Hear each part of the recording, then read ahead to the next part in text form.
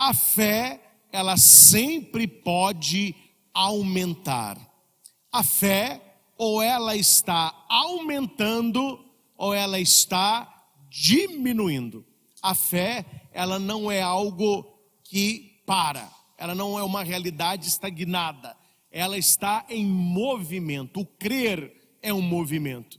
Então é preciso se perguntar, nos perguntarmos, como anda a minha vida de fé? A minha fé, ela está aumentando a cada dia.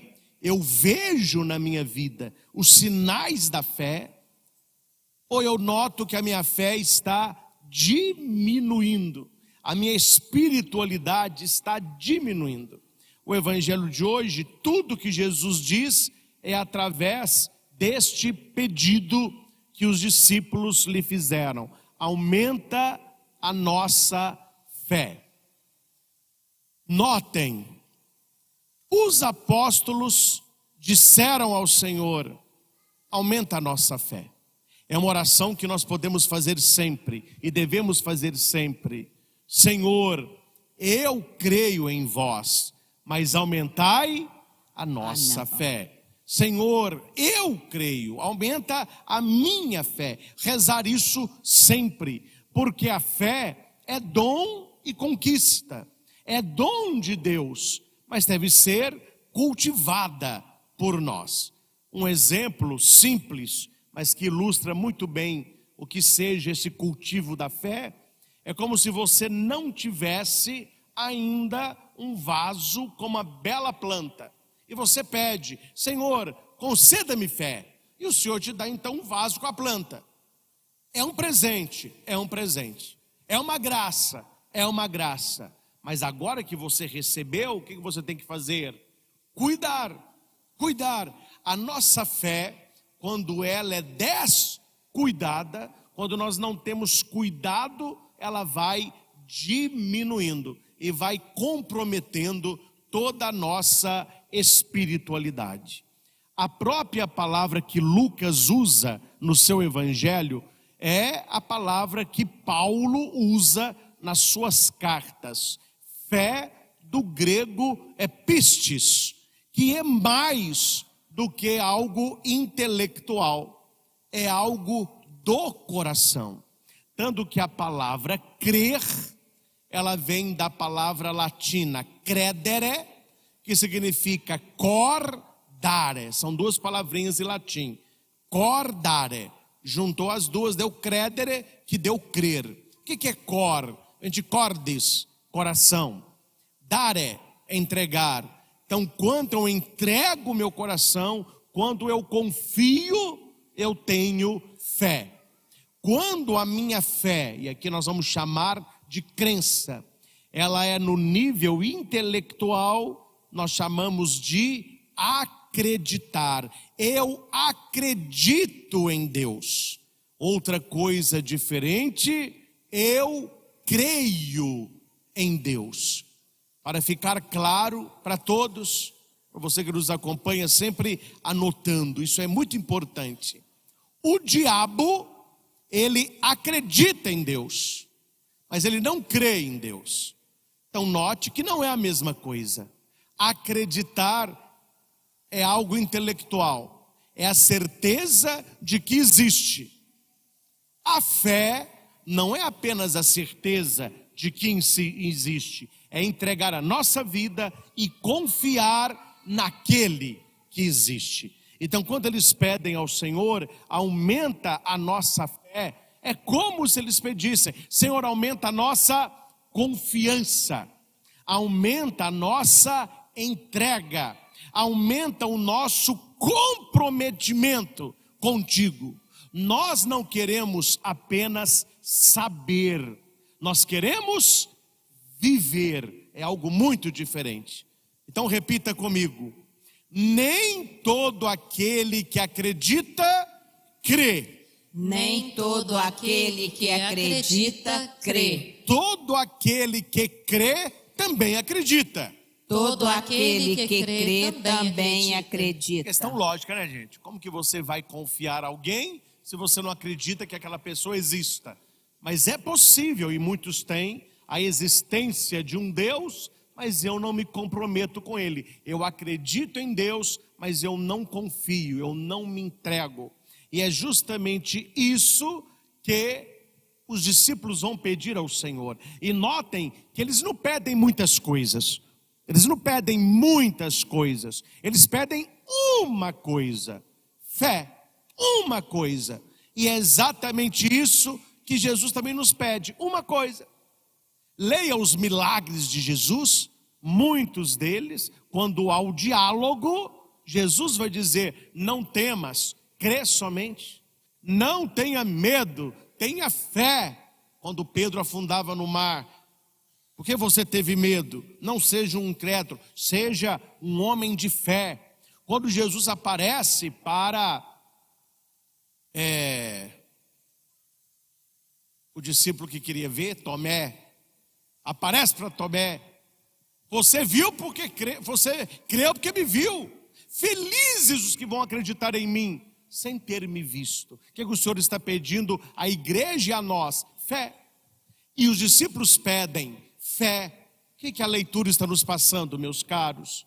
Nós precisamos colocar os primeiros nas primícias.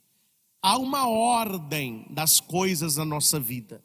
Quando essa ordem, ela sai e vira uma desordem, nós pagamos um preço muito caro. E na nossa vida cristã, nós que somos cristãos, nós precisamos sempre aumentar a nossa fé. E a palavra, e aqui eu já dou uma dica para todos: como, padre? Como eu posso aumentar a minha fé? São vários os caminhos. Você pode aumentar a sua fé tendo uma vida de oração, e não é uma oração apenas de domingo, uma oração diária, leitura da palavra de Deus, leituras espirituais da vida dos santos, leitura e estudo do catecismo da Igreja Católica, a devoção do Santo Terço, ocupar a sua mente com as coisas do alto, ocupar a sua mente com as coisas de Deus, porque o intelecto, ele haverá de mover o ser. O intelecto haverá de mover o ser. A gente vive conforme a gente pensa. E quem não vive conforme pensa, acaba pensando conforme vive. E por que hoje nós vivemos uma sociedade que valoriza a descrença? Não estou falando de todos os lugares, mas na maioria deles, um jovem que ajudava na comunidade, que participa da igreja, quando ele vai para um ambiente universitário, um ambiente de mestrado, de doutorado, quando a pessoa assume: olha, eu tenho fé, eu sou uma pessoa cristã, eu sou praticante, aquilo que deveria ser uma questão de honra e glória é questão de crítica. Isso aí é bobo. Isso aí, pessoal lá do interior de Minas, é bobo. É pessoa que reza, pessoa que tem fé. É quem tem fé não é inteligente, não. Você é bobo. Você não venceu isso ainda, não? Você não superou isso ainda, não? Porque a sociedade que nós vivemos é uma sociedade que valoriza a descrença. Se você vê muitos artistas, muitos filmes, muitas situações que são hoje badaladas, são todas contrárias à fé. Muitas exposições que eles realizam, músicas que cantam, textos que escrevem, uma enxurrada de heresia, de ateísmo, levando a religião para um caminho de crítica, um caminho de desprezo. Hoje as pessoas estão sendo incentivadas a descrença. E nós somos incentivados pela palavra do Senhor a termos mais fé e alimentar a nossa fé. Aí está o paradoxo, né? Aí tem o problema. As pessoas reclamam que não tem muita fé. Aí você vai ver o que ela está alimentando a mente dela. Ela fica alimentando a mente dela com série de Netflix, uma atrás da outra. Ela fica alimentando a mente dela lendo tudo que é porcaria. Aí pergunte à pessoa: você tem 5 minutos para ler a Bíblia? Não. Tem nada contra série de televisão, mas olha o tempo que dura um episódio. 45, 50, tem uns que é 1h30. A pessoa todo dia está lá, ó. Esta pessoa que reclama que não tem fé, pergunte se ela tem 10 minutos para oração. Não tem. Ela tem 50 minutos para um episódio, não tem 10 minutos para oração. Ela lê um edital de páginas, porque é do interesse dela. Ela não lê uma página da Bíblia por dia. Ela conversa com todo mundo, parece uma maritaca. O povo fala tanto, mas não conversa com Deus. Ela não tem tempo de estar na presença do Altíssimo. Aí minha pergunta é: como que a nossa fé vai aumentar se nós não estamos alimentando a nossa fé? Como aumentar o fogo de uma fogueira? Como que a gente aumenta a chama de uma fogueira? Ó, aquela fogueira está com pouco fogo, aumenta aquele fogo lá. Você não vai ficar olhando e torcendo, aumenta, vamos lá. Não, você vai jogar coisa lá.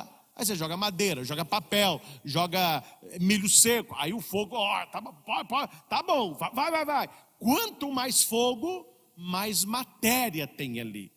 Para que o fogo de Deus possa queimar dentro de nós, nós precisamos oferecer para Ele algo. Eu não vou entrar aqui, que é a pregação da missa da noite, mas o primeiro versículo da segunda leitura vai dizer isso: exorto-te a reavivar a chama do dom de Deus que está em ti. Por que o apóstolo está falando sobre reavivar, que significa reacender? Porque se apagou. É o primeiro amor. E isso não vale só, meus caros, para a área espiritual. Isso vale para a área relacional. E aqui eu falo de amizade, de namoro e de casamento. No início é um love, é um mel. Você vê casalzinho começou a namorar há pouco tempo, mas é um mel que até pinga assim, ó. Aí você vê o mesmo casal, depois de algum tempo de convivência, brigando, um batendo no outro. Aí depois que casa, acho que nós vamos separar. Incompatibilidade de gênero. O que aconteceu no processo? O que aconteceu no processo é que não foi alimentado a verdadeira relação. Não foi alimentado o fogo do amor que um dia para o outro. Aquela atração inicial, aquela alegria, aquele desejo de estar com o outro, vai cair numa rotina, não se alimenta, não se reza, não passeia, aquilo vai se apagando também. Pessoas que tinham um grande sonho, eu quero trabalhar naquele lugar, Aí a pessoa faz prova, e ela estuda, e ela rala, ela consegue entrar. Aí a realização do sonho, entrei aonde eu sempre quis trabalhar.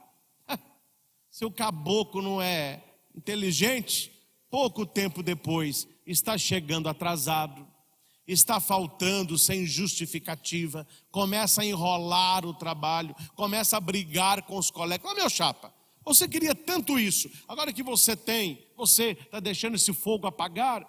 Onde está aquele seu sonho inicial? Isso envolve toda a nossa vida, porque a nossa vida, meus irmãos, nós que somos cristãos, nós não temos uma vida e uma fé. Essa dicotomia não pode existir, essa separação não pode existir. O que é que nós temos e o que é que Deus espera de nós? Uma vida de fé e uma fé que seja viva. Então não é uma fé e uma vida, é uma vida de fé. E onde quer que eu esteja, esta fé estará presente. A fé me ajuda nas minhas decisões. Então, para você aí ver o seu fedômetro, porque existe termômetro, né? Eu achei que eu estou com febre. Espera aí, pegar o termômetro aqui. Não, está fresquinho. Se não tivesse um mal-estar, não, tá bom. Não, você tá, viu? 39,5, vamos embora, quase, tá quente mesmo. A pessoa acha que existe um aparelhinho para ver a fé. Olha a minha fé como que dá aí. Não existe ainda, ninguém inventou o fedômetro. Então a minha pergunta é: como que eu sei, padre, o grau da minha fé? Como que eu posso? Aí é você e Deus, não é você e ninguém, é você e Deus. Como que eu posso saber como anda a minha fé? Além de tudo aquilo que os santos nos disseram, há algo muito importante, e para mim é o mais importante. É na hora das suas decisões, se elas são tomadas como uma pessoa de fé, ou se na hora da decisão, a fé ficou lá na igreja, na missa de domingo. Aí você decide no seu trabalho para a esperteza, você decide no seu estudo pelo caminho mais fácil, você decide no seu casamento pelo prazer momentâneo, você decide no seu trabalho apenas pelo valor financeiro, passando a perna, ninguém quer que seja. Onde está a fé aí? Para dar fé, aí não tem. Então é um sinal de que a sua fé não é enraigada. É um sinal de que você tem crença, mas que você não tem fé. Você acredita em Deus, mas você ainda não tem fé em Deus. Padre, então repita aí, qual é a diferença? A diferença é assim: eu acredito em Deus, acredito piamente em Deus. Esse mundo aqui não surgiu do nada. Eu acredito em Deus, mas eu sou esperto, que é o mundo dos espertos. Então se eu puder passar a perna, eu passo mesmo. Se a minha mulher não sabe, eu adultero mesmo. O bom é o prazer, o importante é o dinheiro. Se eu consigo pegar mais e roubar, não tem problema nenhum. E como que está o seu Deus? Não, mas eu acredito em Deus. Acredita mesmo. Só que o acreditar, ele não muda o coração. O acreditar, ele não define atitudes. O acreditar, ele não influi nas suas escolhas. É apenas algo intelectual. Eu acredito neste castiçal, eu acredito nesta vela, eu acredito que aqui tem o fogo, mas o que isso influenciou na minha vida? Nada. Eu acredito, está aqui. E o que significa a fé? A fé, uma ilustração, se na sua casa não tivesse luz e você levasse este castiçal para que na noite fosse a luz que ilumina a sua família. E você tinha que alimentar este fogo, cuidar, aí você saiu daquilo que é acreditar para a fé. Isso te ilumina, você tem relacionamento com este fogo, ele te traz uma comodidade, você entende, essa é a diferença. Por isso que nós falamos que o diabo, ele acredita, mas ele não tem fé. E o mais triste, meus irmãos, aí o assunto é com você, eu acabei de falar agora, né, que nós não temos fedômetro, então você e Deus devem pensar, como anda a minha fé? Eu sou uma pessoa que acredita em Deus ou eu sou uma pessoa que tenho fé? Eu já me entreguei a Ele. E olha que interessante, quando eles falam assim: Senhor, aumenta a nossa fé. Jesus poderia dizer: tá bom, na hora certa eu vou aumentar, não é agora não. Ou então, tá bom, vou fazer uma oração sobre vocês, eu vou aumentar essa fé. Não, com o passar do tempo essa fé aumenta. Jesus, ele vai contar duas parábolas, duas historinhas que vêm deste pedido: Senhor, aumenta a nossa fé.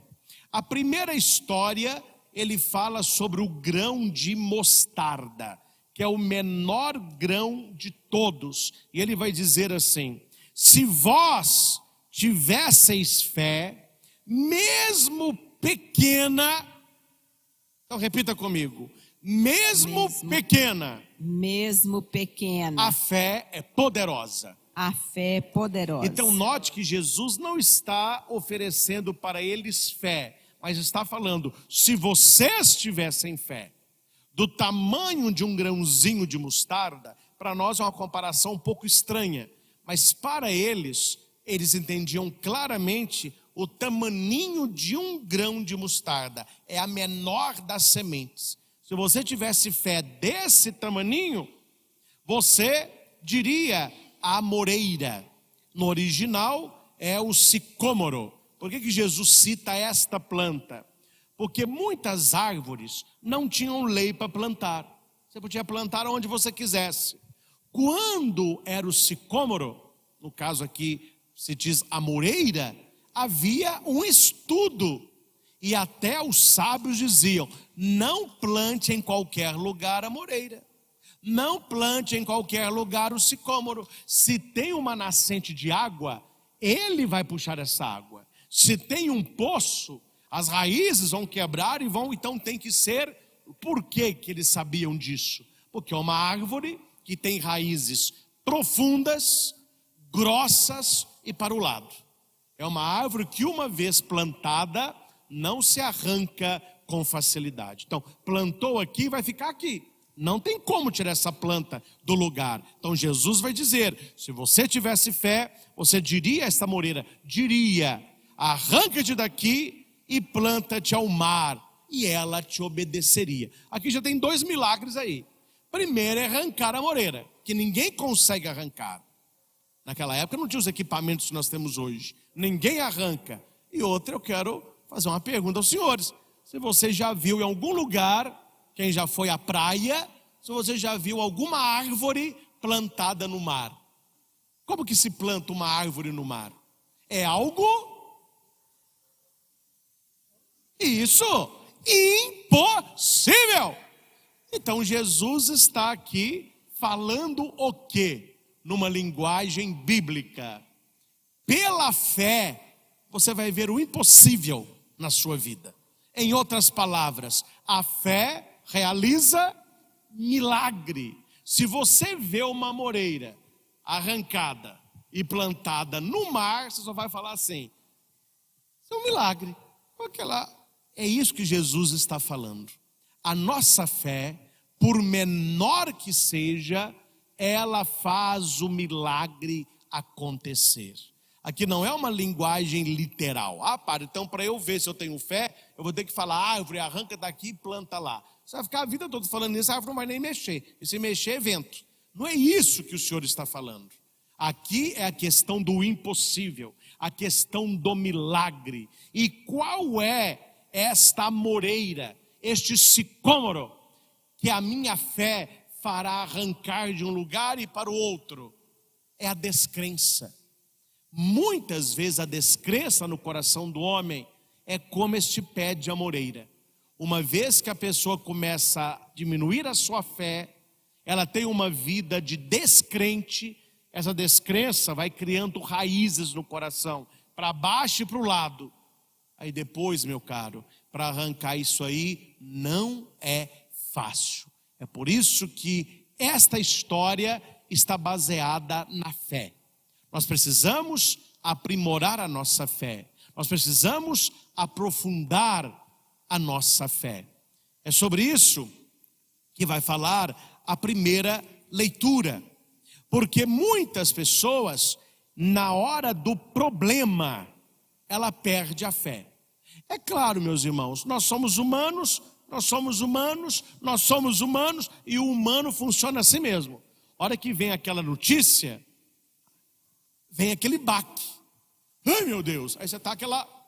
Mas depois do baque, depois que a água acalma, é preciso que a fé sustente.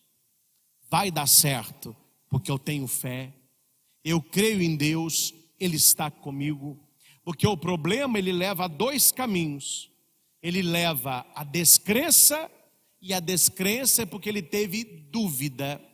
Só que o problema para aquele que tem fé, ele funciona como fortificante. Depois do problema, a pessoa é mais forte. Tudo eu posso, eu sou forte, porque Ele me fortaleceu. Como?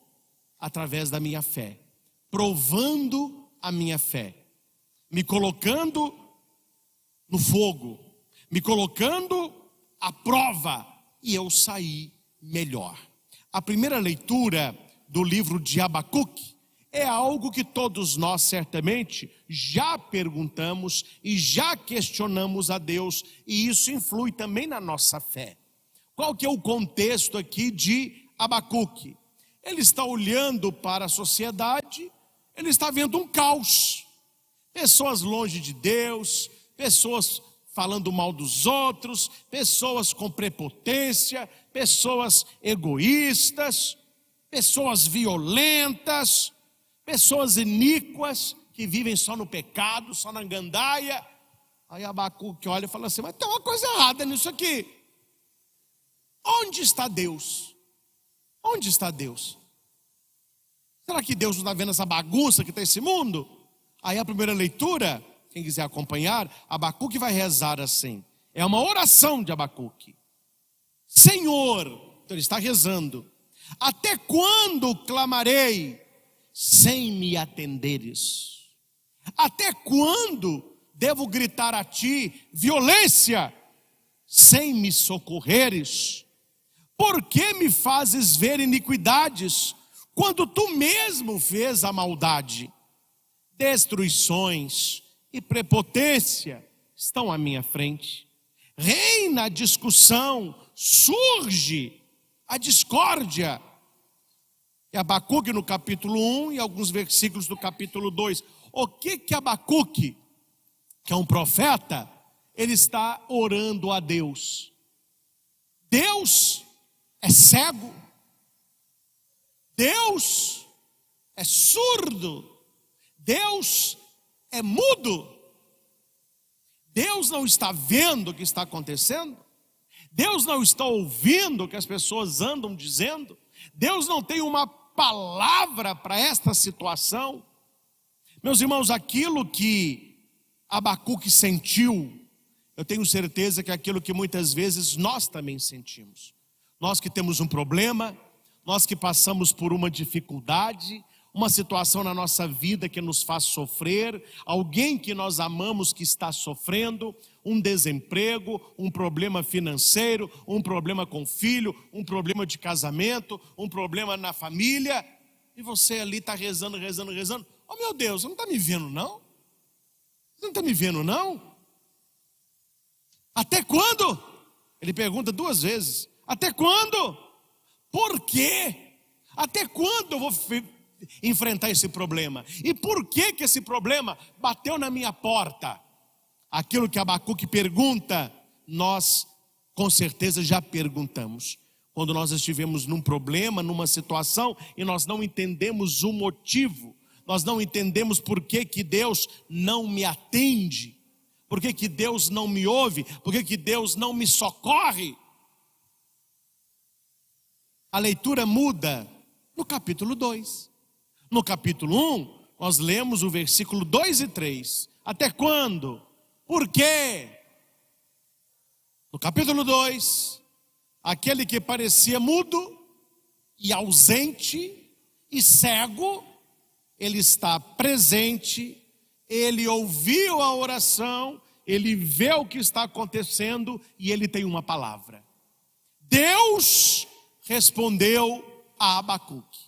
Se Deus respondeu a Abacuque, ele haverá de nos responder também. Mas aqui, meus irmãos, há uma pergunta. Por que há pessoas que não ouvem a Deus? Por que há pessoas que não conseguem ouvir a Deus? Porque elas fecharam o coração. Não se ouve a Deus por aqui, se ouve a Deus por aqui. Por aqui é acreditar, por aqui é intelecto, aqui é fé. Então se ouve a Deus no coração. Há pessoas que acham estranho. Agora eu acho estranho que as pessoas achem isso estranho. Quando eu digo assim, eu estava orando e Deus me disse isso. Deus me deu tal palavra. Deus me mostrou tal. Ai, padre, mas Deus anda falando com o senhor? Olha porque não fala com você não, o seu Deus é mudo, o seu é cego. O seu é o capítulo 1 de Abacuque. Aí eu não ouço a Deus, Deus não me fala nada, Deus não me mostra nada. Eu nem sei se Deus está aqui. Então a questão não é Deus, a questão é aqui. Porque Deus está presente. E Deus, ele sempre fala.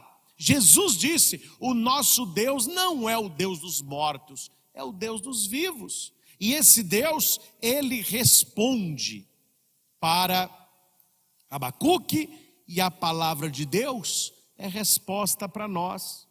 Não sei se você já ouviu isso. A Bíblia fechada é um livro igual outro qualquer. Bíblia fechada é papel igual outro livro qualquer. Mas quando você abre a Bíblia, é boca de Deus. A principal maneira, o caminho central de Deus nos falar é através da sua palavra. Quando você lê a palavra de Deus, Deus está falando com você. E o Espírito Santo, ele é capaz de pegar esta palavra bíblica que é para todos e colocar para você. E Deus vai dizer a Abacuque, eu vou pegar só os versículos centrais. A visão refere-se a um prazo definido, mas tende para um desfecho e não falhará. O que Deus está dizendo para Abacuque e para nós? Vamos repetir isso. Nada acontece por acaso. Acontece por acaso. Nada. Quando você vê algo acontecendo, das duas uma, ou é de Deus, ou Deus vai usar aquilo para tirar uma lição para todos. Então Deus está falando para Abacuque, olha, tudo isso que você está reclamando, vai ter um desfecho, tem fim. Isso não é para a vida toda não, isso vai ter o fim, e a minha palavra não falhará. Aí ele dá um conselho para Abacuque, para mim e para você. Se demorar, espera. Se demorar, espera. Se demorar, espera. Esta espera é paciência. E na Bíblia só tem paciência aquele que tem fé, porque aquele que tem fé, ele não espera, ele espera no Senhor. Essa é a diferença. Esperar é uma coisa, esperar no Senhor é outra coisa.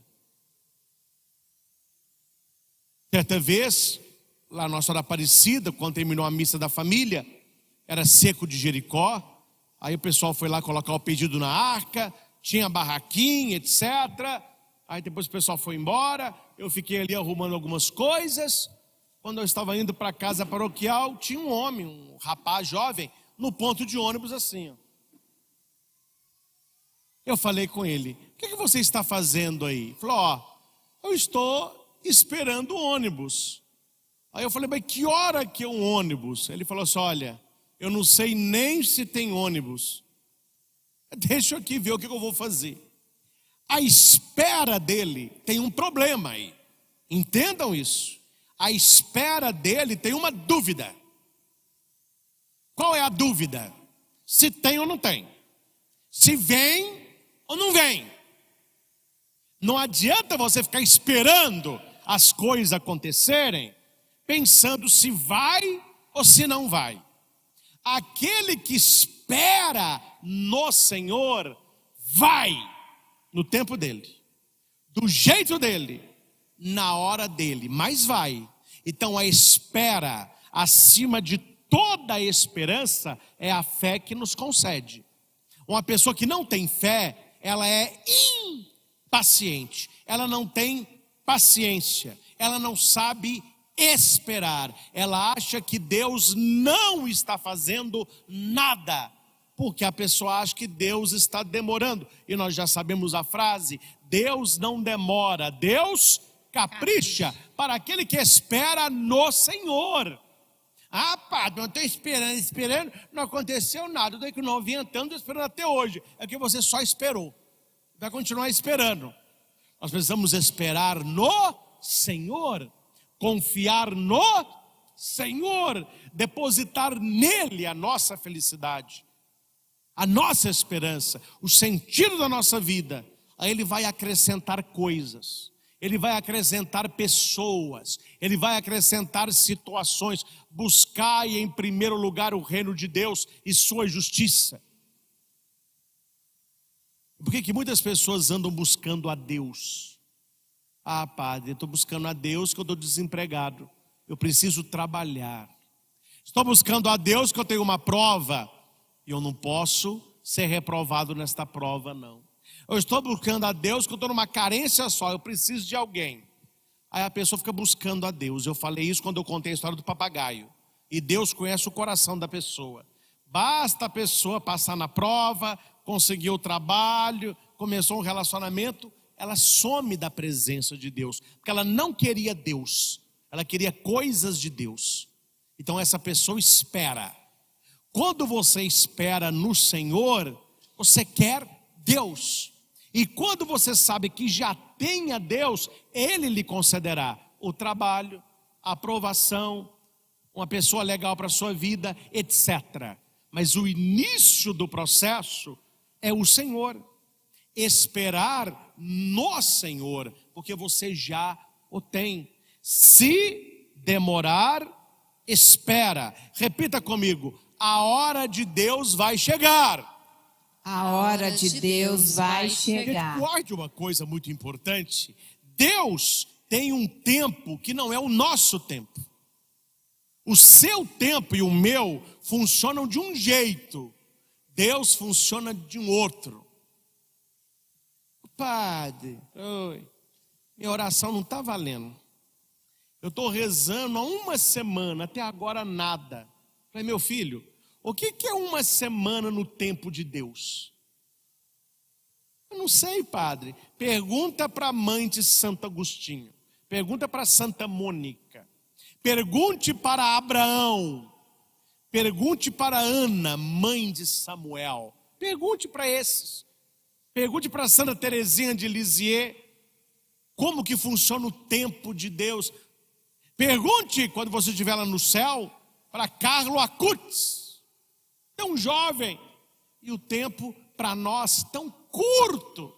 O tempo de Deus não é o nosso tempo. A palavra vai dizer que o tempo de Deus e os nossos anos, Deus não conta pelos fios de cabelo branco.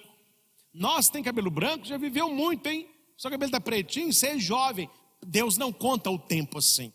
Essa criancinha vive pouco tempo, ela viveu pouco tempo. Esse homem que está com mais de 100 anos, viveu demais. Deus não conta o tempo assim. Deus tem o seu tempo. E quando você rezar, coloque na sua cabeça uma coisa: duas coisas que nós usamos demais, Deus não tem. É aí que o problema está feito. É aí que entorna o caldo, né? Quais são dois objetos, pelo menos eu uso muito, que a gente usa muito e que Deus não tem? Guarda isso no teu coração. Você vai entender muita coisa. Deus não tem relógio e Deus não tem calendário. Deus tem momento de graça. Ele não tem relógio. Então você mas não tem relógio. Não tem calendário. Ele tem o momento de Deus. Se demorar, espera. Esperar o quê, padre? O momento de Deus agir. O momento de Deus mudar a tua vida. A fé é um ver atrás da cortina. Eu não consigo ver o que está atrás da cortina, mas algo a fé me diz, algo está mudando atrás da cortina. Não sei se você já viu alguma peça teatral num grande teatro, é muito bonito. Eu vi a ópera Aida em Belo Horizonte quando eu era seminarista, no Palácio das Artes. Maravilhoso, com cavalo, maravilhoso. E eles tinham que mudar o cenário. Mas o público não pode ver o cenário mudando. Imagina, você está vendo o cenário, aparece uma pessoa empurrando um coqueiro, um outro pondo uma cadeira, perdeu o brilho. Então há algumas canções que eles realizam durante o show. Você está vendo lá o espetáculo, é um espetáculo grandioso, as colunas enormes, estão cantando. Num determinado momento, o tenor, que está contando a história, ele vem para frente do palco e ele começa a cantar um soneto. Nisso, a cortina de veludo, ela vai fechando. Você nem vê, você está tão encantado com o cara, a cortina fecha. Quando a cortina fecha, ela fechou por quê? Porque eles vão mudar o cenário. Aí eles têm o tempo deles de mudar o cenário. Quando ele acaba o soneto dele, começa uma voz de mulher cantando. Aí todo mundo fica, cadê a mulher? Aí a cortina vai se abrir. Tem um belo jardim, já não é mais aquele palácio, e lá num balanço na árvore, a mulher cantando. Você fala, nossa, que maravilha. Mudou totalmente o cenário. Olha para mim e aprenda uma coisa. Quando uma cortina se fecha, é porque Deus vai mudar o seu cenário.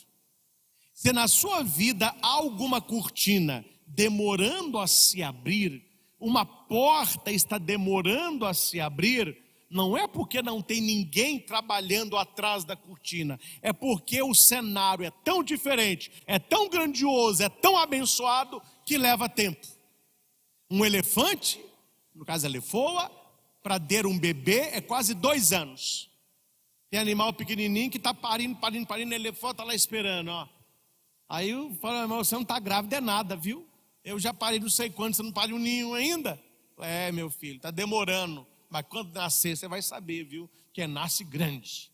Quando nascer, meu filho, o pé dele vai fazer a floresta tremer. E o barulho dele vai fazer os animais correrem. Graça que demora, graça maior.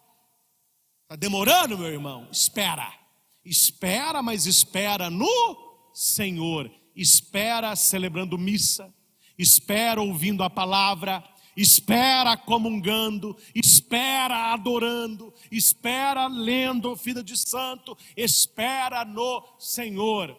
E no final, Padre, a minha espera vai ser recompensada no tempo dele e do jeito dele. Tinha uma família que tinha 3 filhas, família muito católica. E uma filha resolveu ser irmã de caridade, porque ela tinha uma birra com as amigas dela. Então, para não ficar com as amigas, eu vou para o convento ser freira. Aí alguém perguntou para ela, mas qual que é a sua birra? Meu pai tem olhos azuis, minha mãe tem olhos verdes. Minhas 2 irmãs misturaram os 2 tons, olhos maravilhosos. E eu estou com esse olho castanho aqui, ó. Minha mãe fala que eu puxei a minha avó. E o meu sonho era ter olhos claros. Porque ela foi ser irmã. Entrou para o convento, estudou. Mandaram-na para a África. E qual era a missão dela na África? Pegar as crianças que nasceram, mas que seriam mortas, e passar na fronteira, entregando para que outra tribo e outras irmãs pudessem criá-las no orfanato. E quando ela estava bem velhinha, que não dava conta mais de salvar criança nenhuma, fizeram para ela uma grande homenagem e disseram para ela assim: irmã, nós não sabemos quantas crianças a senhora conseguiu salvar. Nós não sabemos quantas crianças a senhora atravessou a fronteira. E certamente a senhora foi uma das irmãs que mais trabalhou. Nós temos muitas irmãs aqui da Europa, muitas americanas, e a maioria das nossas irmãs tem uma pele mais clara e tem olhos claros. Mas não há africano com olho claro. Então, quando a senhora tirava a sua roupa de irmã e se vestia de uma mulher africana, e a senhora podia passar na barreira com a criança, era Deus trabalhando na sua vida. Irmã, se a senhora tivesse olhos claros, a senhora não teria salvado criança alguma. No fim da vida, ela entendeu o motivo daquilo na vida dela. Nada acontece por acaso. Está demorando? Espera, Deus vai te responder. O nosso Deus não é o Deus da dúvida, é o Deus da clareza.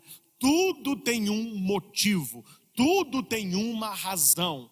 E como que eu compreendo tudo isso, Padre?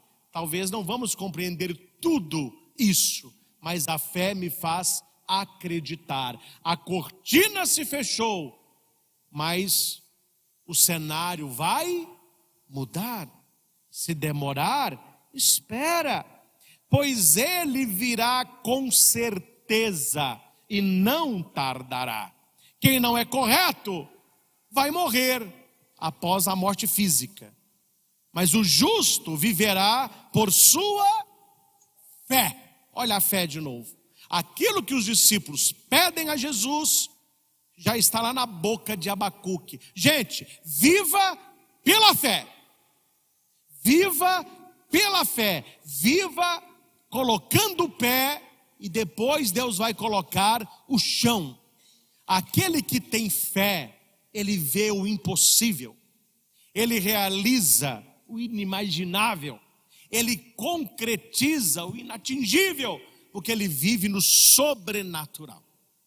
Há pessoas que vivem no natural e há pessoas que vivem no sobrenatural.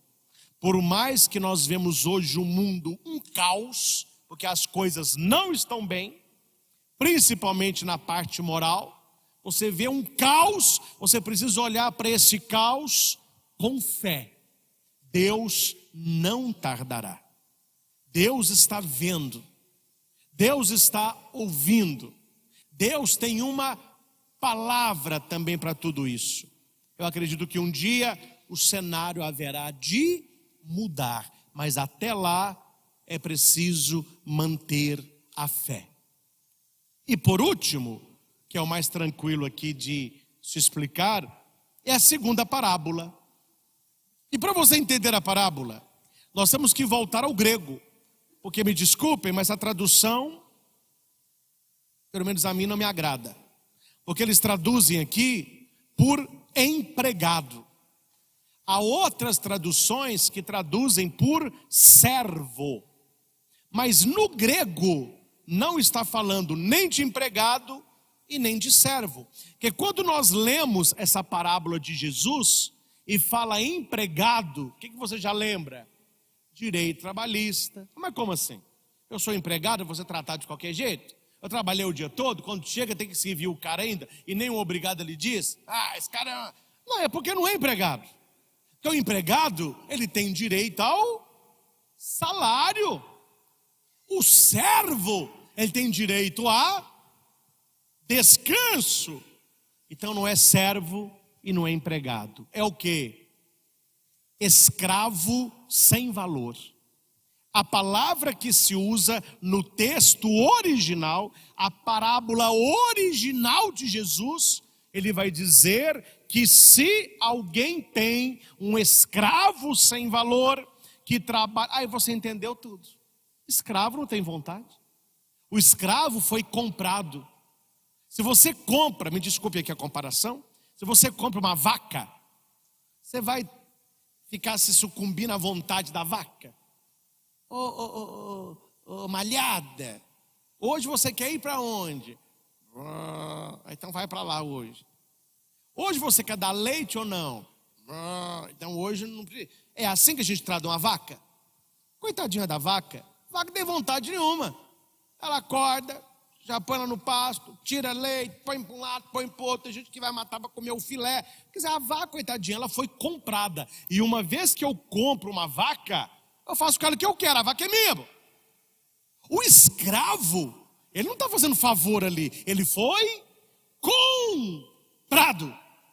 Então você entende a segunda leitura, você entende a segunda parábola.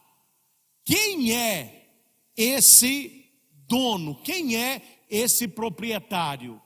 É o Pai, é Deus. Quem é o escravo sem valor? Nós. E ele nos comprou com o quê? Com o sangue do seu filho. Então Jesus está falando, se nós obedecermos os mandamentos de Deus, você acha que Deus vai falar para você assim? Parabéns, Padre Christian, está maravilhoso, você cumpriu meus mandamentos, Deus abençoe você. Não, é obrigação isso, é um imperativo. Porque a escolha do bem e do mal foi roubada das mãos de Deus. Quem nos diz o que é certo e o que é errado não é a nossa consciência, é Deus. Mas a sociedade que nós temos hoje roubou o direito de Deus. Aí hoje as pessoas dizem, para mim não é certo, para mim é certo, então eu faço. Para mim é pecado, para mim não é pecado. Para mim o certo é viver assim, para mim é assim. Então cada um vive do jeito que quer. Onde começou essa bagunça? Lá no Gênesis, lá no paraíso. Quando Deus disse, não coma, coma todas, não coma. Deus é o Senhor do sim e do não. Isso pode, isso não pode. Aí a serpente, que é o diabo, fez com que Eva e Adão comessem. E qual é o nome da árvore? Qual que é o nome da árvore? Do fruto proibido. Qual que é o nome da árvore? A árvore do... Isso, conhece mesmo. Árvore do... Isso, a árvore do bem e do mal. Aí você está entendendo agora. Deus disse, você pode comer de qualquer coisa, desta não. Por quê? Porque cabe ao Criador dizer para a criatura, para os escravos sem valor, o que é bom e o que é mal. O que pode e o que não pode. O que o ser humano fez? Me dá. Toma, Adão. Então o ser humano hoje subiu num pedestal que não é dele. Então hoje você vê vidas totalmente diferentes, porque para mim não é pecado. Para mim é certo. Se para você é errado, não faça. Eu não acho que é errado, estou fazendo. Porque o ser humano pegou para ele o direito de falar o que é bom e o que é mal. E ele vai escolhendo a bel prazer. Para você beber é ruim, não beba. Para mim não é errado, estou bebendo. Para você trair é pecado, então não traia. Para mim não é, estou traindo. Para você casamento certo é dupla, para mim é trio, eu sou do poli. Não tem problema nenhum. Então a pessoa ela vai escolhendo a mercê dela. O que eles tiraram? O bom e o mal das mãos de Deus. Não é Deus mais que dito o que pode e o que não pode. É o ser humano que escolhe. O que pode é o que eu quero. O que não pode é o que eu não quero. Então note que Deus não vai agradecer aquele empregado, aquele escravo que fez tudo, porque Deus é quem nos diz o que pode e o que não pode.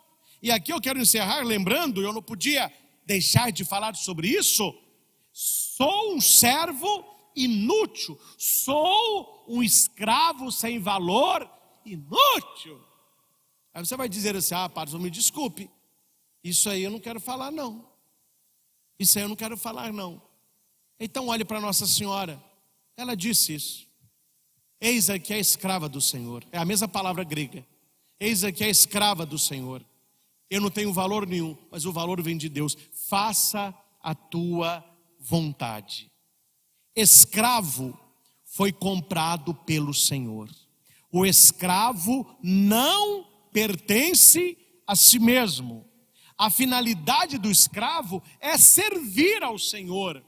A finalidade de Nossa Senhora foi servir ao desígnio do Pai. Por que que os santos viraram santos? Você quer ser santo? Silêncio, hein, gente? Que silêncio, hein? Eu quero ser santo. E se você não for santo, meu filho, você vai acabar no inferno. Porque só entra no céu quem conseguiu se santificar. Então busque a santidade. Padre, o que é ser santo? É viver para servir a Deus. É ser um escravo sem valor. Uma coisa que eu estudei no seminário, que eu nunca esqueci. E não acho ruim não. Isso me ajuda a ser padre melhor. O professor falava, olha, se o povo católico soubesse o que um sacerdote faz no altar, depois de toda missa, teria uma fila para as pessoas agradecer o padre. Padre, muito obrigado. Se não fosse o senhor, não tinha comunhão. Muito obrigado, muito obrigado. Aí o professor falava, coisa que você não vai escutar é agradecimento. O pessoal vem, participa, comunga, todo mundo vai embora. Aí é para você pensar, povo ingrato. Não, é para você dizer, Senhor, eu sou um escravo sem valor. Eu sou um servo inútil. Eu fiz o que eu tinha que fazer mesmo. A minha vida é servir ao Senhor. E eu sirvo ao povo por tua causa. No altar, a minha vida, corpo entregue, sangue derramado. A gente não gosta de escutar muito isso, que as pessoas hoje querem, não, tem que agradecer, tem que me dar um diploma, tem que me dar uma medalha. Não, eu sou um servo inútil, eu sou um escravo sem valor. Eu fiz o que tinha que fazer. Olha como que isso mexe com a gente, como que isso dá uma sacudida. E por último, é aqui eu quero que vocês entendam. Quem aí já disse assim: Jesus Cristo é o Senhor? Quem já disse assim: o Senhor Jesus? Você está entendendo agora o que significa falar que Ele é o Senhor? Ele nos comprou e nós somos escravos sem valor dele. A minha vida não me pertence, a minha vida pertence a Ele. Então, para o cristão, essa fala: o meu corpo, minhas regras, né? As feministas abortivas, elas gostam disso. Meu corpo, minhas regras. Com a minha vida eu faço o que eu quero. Nós sabemos, eles não sabem, nós sabemos, a nossa vida não nos pertence. Nós somos comprados pelo sangue de nosso Senhor Jesus Cristo. Por isso que eu falo: Senhor Jesus, Jesus Cristo é o Senhor. Por que nós cantamos isso? Porque eu não me pertenço, eu pertenço a Ele. Eu não tenho vontade, a vontade é dele. Ele que vai me dizer o que é bom e o que é ruim para mim. Ele que vai conduzir a minha vida. Eu sou um barquinho no mar e é o Espírito de Deus que vai me levando. Como que se chama isso? Fé. Fé. Fé é você se entregar. Maria é como se tivesse uma folha em branco e São Gabriel fizesse assim: Maria, quer? Fiat, sim. Então assina a folha em branco aqui: Maria de Nazaré. O anjo, tá bom. Agora eu vou levar e o pai vai preencher. Mas já está assinada, viu? Eis aqui a escrava, eis aqui a serva. O que eu vou fazer? Sou escrava, sou serva. Será que nós já assinamos essa folha em branco? Será que nós já entregamos para Deus a folha da nossa vida para que Deus preencha com a sua vontade? Ou nós queremos a nossa vontade? Por isso, meus irmãos, a igreja nos traz esse final de semana essa liturgia riquíssima, riquíssima, para que você possa no seu coração pesar a sua fé. A oração eucarística quarta, ela vai dizer assim: a hora que o padre reza pelos mortos: acolhei, Senhor, no vosso reino os nossos irmãos e irmãs falecidos, cuja fé só vós conhecestes. Ninguém aqui conhece a minha fé. Eu não conheço a fé de ninguém aqui. E não tem como. Quem é que conhece a nossa verdade? Deus. Então não tenha crença, tenha fé. Não acredite apenas, confie e se entregue. E se estiver temorando, espera e reze como o rei Davi no saltério. Esperando, esperei no Senhor, e Ele ouviu o meu clamor. Não saí humilhado, porque Deus é próximo daqueles que o temem. O Senhor está conosco e no momento de Deus, na tua vida, a cortina vai se abrir e o cenário estará totalmente mudado. Aí você vai dizer naquele dia: realmente Deus não demora, Deus capricha. Ao Senhor Jesus, toda honra, toda glória e todo louvor. Louvado seja nosso Senhor Jesus Cristo. Para sempre seja louvado.